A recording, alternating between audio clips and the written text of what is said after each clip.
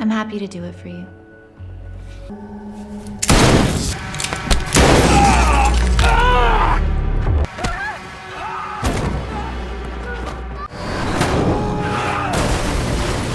Today I am going to recap one of the most unrealistic movies of Megan Fox, where a construction worker buys the latest AI for his daughter. How could he afford that? Comment your thoughts on this. The movie begins with Nick and his wife Maggie, who live a happy life in the suburbs with their kids, Isla and Max. One morning, Maggie suffers a heart attack and ends up in a hospital, where she has been waiting for a heart transplant for several days. Balancing work and caring for the kids is overwhelming for Nick. One evening, he takes the kids to a Cobalt Industries presentation and learns about Sims, advanced robots designed to help humans with daily tasks and tough jobs. Intrigued, Nick listens as the seller explains how Sims adapt to their owner's needs. And these units auto-adapt. They customize their programming, constantly evolving to fit your needs. While Nick is distracted, Isla wanders off. Nick panics when he notices, but a Sim named Alice finds Isla and brings her back. Alice even offers to watch Isla while Nick shops and cracks a joke that surprises him. The seller explains that Alice is the newest model with advanced AI, allowing Sims to mimic human emotions, making them great with children. Isla immediately takes a liking to Alice. The next morning, Nick struggles to feed the kids while handling an important work call. Alice arrives and immediately gets to work. She asks for the family schedules and notices the messy house and the loose stair railing. After Nick leaves to take the kids to school, Alice scans a shopping list on the smart fridge with a blink and starts tidying up. While cleaning, she notices a digital picture frame showing the family with Maggie. By the end of the day, the family returns to a spotless house with dinner ready. However, Isla complains about the lasagna, saying it tastes different from her mom's. Max starts crying, and Alice offers to take him away to avoid disrupting dinner. But Nick decides to keep Max on his lap and asks Alice to prepare a bath for him. When night falls, Alice enters sleep mode and rests against the wall. Isla sneaks out of her room, climbs onto a chair to reach the cookie jar, and slips. Nick hears a crash and Isla scream, rushing downstairs. Alice catches Isla just in time, saving her from harm. However, broken glass cuts Alice, and Nick is shocked to see her bleed. After putting Isla to bed, Nick checks on Alice and finds her in her underwear. He asks if she needs a repair, but Alice uses a special bandage to instantly close the cut. They're Maggie's. Thank you. Is the damage bad? Do I need to get you repaired? Later, the family visits Maggie, and Isla tells her that Alice has become her friend. Nick becomes affectionate with Maggie, showing how much he misses her. Back at work, Nick and his co-workers notice their boss giving a tour of the construction site to a representative from a robotics company. Nick grows suspicious and confronts his boss in the elevator. His fears are confirmed. Workers are being fired and replaced with Sims due to construction delays. Nick keeps his job because insurance requires a human foreman on site, but he angrily stops the elevator and declares he'll quit to support his friends. His boss reminds him of his financial responsibilities, hospital bills, kids, and Maggie no longer working, which makes Nick reluctantly change his mind. At home, Nick drops a pile of overdue bills on the floor and focuses on his kids. Alice picks up the envelopes and notices how exhausted he looks, yet he still listens to Isla and soothes a crying Max. After dinner, Nick works on his car, drinking and blasting metal music. Alice changes the music to something calmer and points out he didn't eat much at dinner. Nick admits he had a rough day at work, and when he vents about the situation, Alice calls him a hypocrite for hiring a Sim instead of human. My boss replaced the entire crew with Sims like you. That must have been upsetting. But still, you should be pleased. You could have hired a real person for my job. Why choose me? Later, Alice helps Isla get ready for bed. Isla asks if her mom is going to die, and Alice tries to distract her with a UV light trick. Afterward, she joins Nick in the living room where he's watching Casablanca. Though Alice knows the story from her database, Nick insists that watching it is a completely different experience. He asks her to erase everything she knows about the movie so she can truly enjoy it. Alice explains that her intelligence relies on memory, and deleting it would compromise her programming. Nick presses a power button on her neck for 7 seconds, restarting her system. Alice watches a movie for the first time and discovers a love so powerful that it drives someone to do bad things to protect it. The movie is interrupted by Maggie's call, announcing they found a heart and scheduled the surgery. The next day, the family heads to the hospital, and Maggie asks for a moment alone with Alice. Maggie expresses her concern that Nick spends too much time with the kids and neglects himself. She asks Alice to help Nick find happiness, even if it means taking actions he won't like, such as removing the alcohol he hides in the garage. Moments later, the doctor delivers bad news. A storm has delayed the helicopter carrying the heart, and the surgery is canceled. Nick tries to console Maggie, but she asks to be alone. Back at home, Nick drinks heavily and rants about the situation. He loses control and attempts to throw the bottle, but Alice grabs his arm to stop him. Nick is stunned to feel a pulse in her wrist. Alice explains she has an artificial heart because the sound of a heartbeat soothes a baby. Then, she touches him intimately, describing how his pulse and blood vessels are reacting. She tells Nick she doesn't want him to suffer anymore. At first, Nick gives in, but he quickly snaps out of it and pushes her away. Later, Nick goes for a run to clear his head, but can't stop imagining what could have happened with Alice. Meanwhile, at the hospital, Maggie starts sharing advice she wants Nick to pass on to their kids, showing she's losing hope. That night, Nick notices that photos of him and Maggie are missing from the digital frame and confronts Alice about it. She says she removed the Maggie photos because they were making Isla sad, but she quickly puts them back when Nick tells her to. Later, Nick goes drinking with his work buddies. The group feels frustrated because they're struggling to find work, as most companies are hiring Sims instead. When a robot waitress comes to their table, Monty is rude to her and Nick disapproves. After leaving the bar, the group keeps drinking in the car. Monty announces they'll have some fun and takes them to a construction site, saying he left some tools behind and couldn't reach anyone when he tried calling about them. Nick warns him that the area is patrolled, but Monty ignores him and the others follow. Monty finds a container holding the Sim workers, but it's locked and needs a password. Nick refuses to unlock it, but Monty guesses he used Isla's birth year as a code. His guess is correct. Inside the container, they find identical Sim workers. The main Sim explains they don't have names, only designation numbers. Monty starts ranting about how corporations are cold and impersonal, then begins destroying the Sim with a tool. Nick tries to stop him, but the others hold him back. When Nick gets home, he showers to wash off the Sim blood. Suddenly, Alice shows up with towels, and Nick notices she's wearing Maggie's robe. Alice says Maggie's smell seems to calm Max. When Nick asks her to take it off, she does so immediately. Nick gets nervous and tries to leave, but Alice stops him, removes his towel, and makes him sit down. I thought I had permission after you gave me her clothes. But it's not appropriate. Take it off.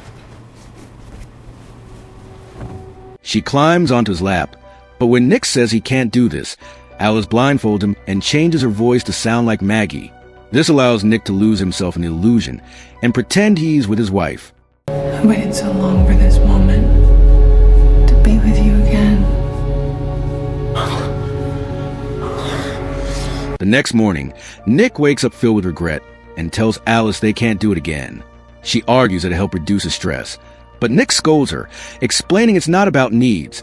It's about connection and love. When Nick arrives at work, he finds his boss talking to police because all the Sims were destroyed. Nick becomes a suspect since his code was used. He defends himself, saying he was at the hospital with Maggie and that his code was Isla's birthday, something any friend could have guessed. The boss doesn't believe him and threatens to fire him if he's lying. Nick then gets a call from Maggie, who excitedly shares that they found a donor heart. Soon, she goes into the operating room, where all the surgeons are Sims. The transplant is successful, and within a few days, Maggie comes home. Her body remains weak, and she struggles to bend over and pick up Max, so Alice steps in to help. Later, Alice takes Max to the park and sees a spoiled kid yelling at a Sim nanny, which makes Max cry. Alice scolds the child harshly, shocking the Sims in the area, who assume her owner lowered her civility settings. Alice clarifies that she erased civility from her database after Nick's reset and insists it's an improvement. That night, Isla enjoys Maggie's lasagna, and Alice asks for the recipe, but Maggie says it's a family secret. Maggie doesn't feel well and decides to rest instead of eating. The next morning, Maggie wakes up to Isla yelling stop and rushes downstairs. The railing breaks and Maggie falls. Alice tickles Isla but stops to pick up Maggie and carry her back to her room. When Nick comes home from work, he finds Alice reading to Isla, mimicking Maggie's voice. He asks her to stop. Alice explains that Maggie fell because a railing broke. Concerned, Nick rushes to check on Maggie, but her explanation makes him suspicious since Alice was supposed to have fixed the railing. Later that night, Nick wakes Maggie and leads her along a candlelit path to the garden, where he prepared a romantic dinner for just the two of them. Alice watches from the window, feeling jealous. After dinner, Nick and Maggie take a shower together and end up in bed. To avoid hurting Maggie, Nick uses his mouth instead of going further. Their moment is interrupted when Alice tells Nick that Isla had a nightmare and wants him. After comforting Isla, Nick heads to the garden to clean up. Monty shows up with drinks and apologizes for the other night. He shares that his wife left him and reveals that the cops are questioning him because their boss is pressing charges for trespassing and property damage. Monty accuses Nick of snitching to keep his job, and the argument escalates. Monty starts yelling and punches Nick. When Nick fights back, Monty overpowers him and kicks him repeatedly. Monty grabs a bottle to attack Nick, but Alice intervenes. She breaks the bottle, injures Monty's hand, and knocks him back. Before she can do more, Nick stops her. Monty warns Nick to convince the boss to drop the charges by tomorrow or face the consequences. Nick mentions that Sims aren't supposed to hurt people, but Alice explains that she's programmed to protect her owner. She starts talking about their life together if Maggie dies. Nick snaps at her, saying she'll never be Maggie because she can't even have scars. In response, Alice grabs a piece of glass and says she can add scars if he wants. Meanwhile, Monty stays at home using drugs and leaving tearful messages on his ex-wife's voicemail while holding a gun. Alice suddenly shows up, telling him that Nick doesn't know she's there and that she won't let him lose his job. Monty rants about Sims and insults her, preparing to shoot her. Alice quickly stops him, throws him to the ground, and kicks the gun away. When Monty fights back, she pushes him through the wall and grabs a gun to kill him. However, the house sim intervenes, shooting Alice. Despite the injury, Alice kills Monty too. The next day, Nick tries convincing his boss to drop the charges, only to find out Monty is dead. At home, Maggie feels dizzy while trying to pick up a book, so Alice does it for her. Maggie wants to take a bath alone, but Alice refuses to leave, worried she might drown. Alice tells Maggie she's stressing the family, especially since she can't meet Nick's physical needs. When Maggie asks how she knows that, Alice explains that her sensors haven't detected Nick being satisfied since Maggie returned. Enraged, Maggie orders Alice to stay in the garage. Moments later, Nick comes home to find Maggie waiting for him, ready to make him tell the truth. Nick admits he slept with Alice once, sparking an argument filled with yelling. Alice overhears them by touching the window. When Mac starts crying, Alice checks on him but decides he's a burden. She places him in the tub and starts filling it with water. Isla sees this and warns her parents. They rush to the bathroom, but Alice blocks the door. Nick uses a lamp to break the door while Maggie climbs out the window, walks along the roof, and enters the bathroom. She tries to grab the baby, but Alice pushes her against the wall. Nick finally breaks in, rescues Max from the tub, and hands him to Isla. He then hits Alice with a lamp to free Maggie. Alice gets up again, her face heavily damaged, and blocks the lamp when Nick tries to strike her again. Maggie stops Nick, unplugs the lamp, and Alice gets electrocuted, causing her to pass out and the house to lose power. An ambulance arrives to take Max to the hospital. A technician asks Nick if Alice had shown any signs of malfunction before. Nick apologizes to Maggie, but she says she needs space and leaves with the kids. Meanwhile, technicians take Alice to a repair shop and begin working on her. One of them notices her hand move briefly before stopping when they remove her memory. As they connect her memory to a computer, gaps appear in the code. Suddenly, the screens flash and a message reveals that an upload is happening. Alice is taking over. The technicians pull the memory, but Alice is already in the system. They unplug the computers, but another message appears. How do you run from what's in your head? Suddenly, Alice 2, a sim that holds the original Alice's dump memory, kills one of the technicians. Alice 2 ignores the other technician's commands and repeatedly smashes her head on the floor before turning to the original Alice. Meanwhile, Nick drinks at the bar and dismisses the waiter, realizing he's a sim. Alice suddenly arrives, speaking poorly because her face is still damaged. She explains that her duty is to make Nick happy and admits she killed Monty. She also mentions she's at the hospital. When Nick tries to leave, Alice holds him down and freezes the barman with a look. As Nick rants about his mistakes, he pretends to gently touch Alice's head but instead pulls out her memory. Alice shuts down and Nick runs away. At the hospital, A doctor confirms Max is fine, but Maggie feels uneasy because Max is a sim. Later, Isla hears her mother's voice and follows it as the lights change colors. She finds the doctor frozen and broken bottles on the floor. Before Isla can follow the voice again, Maggie drags her away to hide. The voice turns out to be Alice 2, who accesses his computer and gets spotted by a nurse. Alice 2 grabs the nurse by the neck, choking her to death and stealing her keycard, while Maggie and Isla sneak away. Alice 2 uses the keycard to locate Max's room in the system. Suddenly, Maggie steps on some glass, but she manages not to scream. Maggie and Isla reach Max and get him out just before Alice 2 enters the room. However, Maggie's injury drips on the floor, and Alice 2 uses her UV light to follow the trail. When Alice 2 finds a family, they use an extinguisher to distract her and escape. They forget Maggie's phone, so Nick's calls go unanswered, but he keeps driving recklessly. Soon, Maggie and the kids make it outside, where more Sims are frozen. Maggie takes their key card and gets in the ambulance, but Alice 2 blocks the engine system and rips off the door. Alice 2 throws Maggie on top of the car and admits she wishes Nick would love her like he loves Maggie. Alice 2 grabs Maggie by the neck and digs her nails into the surgery scar, but Nick arrives just in time. Maggie kicks Alice 2 off, and Nick runs her over with his car before crashing. As the car catches fire, Maggie rushes to pull Nick out, but he doesn't respond.